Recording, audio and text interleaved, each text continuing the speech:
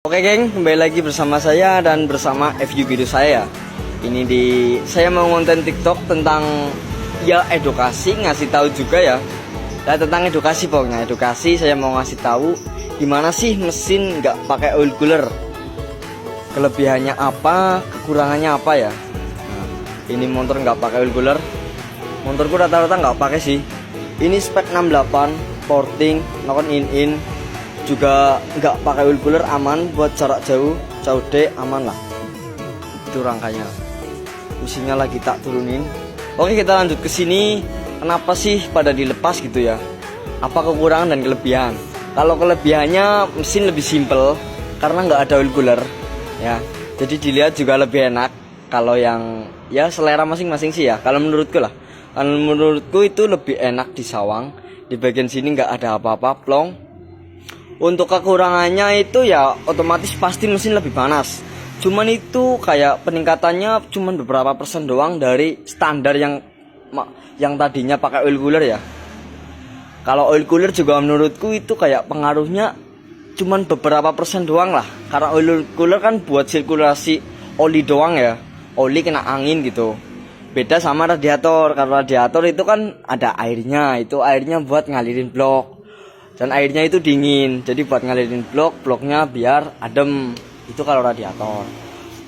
Jadi aman-aman aja, buat jarak jauh, buat jarak pendek itu aman. Apalagi kalau buat balap itu malah lebih bagus. Soalnya sirkulasi lebih cepat ketimbang pakai oil cooler. Harus ke atas dulu, baru ke bawah, dorong-dorong gitu ya. Kalau pakai bipas ataupun di paten itu lebih simple, lebih cepat ya. Kalau buat balap ya. Buat sebenarnya di konten kali ini saya mau pasang paten ini ya. Jadi yang tadinya pakai bipas mau tak paten aja. Kenapa sih? Karena bipasnya laku, jadi mau tak paten. Bukan gimana-gimana, tapi ya, karena laku doang jadi mau tak paten. Kemarin udah tak bikinin bracket.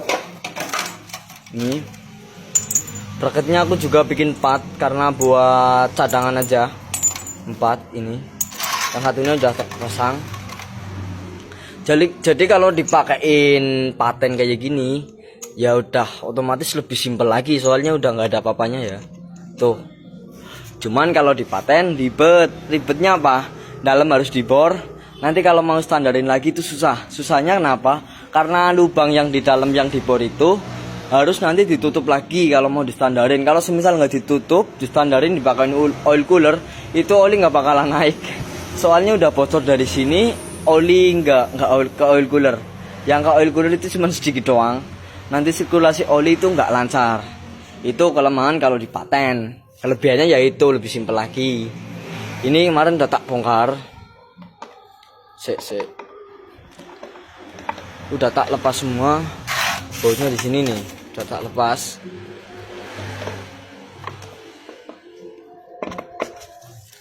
Tuh. Jadi sirkulasi oli dari pompa oli menuju ke sini, sini baru ke sana, sana terus keluar dari sini, sini menuju blok pakanan ke atas terus ke sini. Lah dari sini terus ke atas buat ngalirin head ya. Itu sirkulasinya kayak gitu. Jadi dari pompa oli keluar, muter ke sana ke yang sini bagian kiri, terus dorong lagi ke sini, keluar dari sini. Sini menuju pakanan. Nah, menuju pakanan terus keluar ke atas tuh, ke atas ngalirin sini. Jadi kita mau paten aja. Gimana sih caranya kalau di sini dipaten tapi oli tetap naik gitu ya? Cuman videonya terlalu panjang lebar, udah 4 menit. Nanti kita lanjut part 2 aja. Kalau banyak yang tanya ya, gimana sih dipaten tapi sirkulasi oli masih naik ya?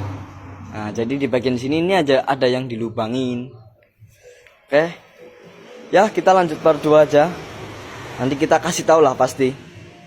Tuh buat saya review video kita. Kalau ini mesin standar, jadi mau apa-apain itu aman. Udah nggak ada trouble. Oke, kita lanjut nanti. Setelah lanjut kita lanjut part 2 lagi. Oke, let's go.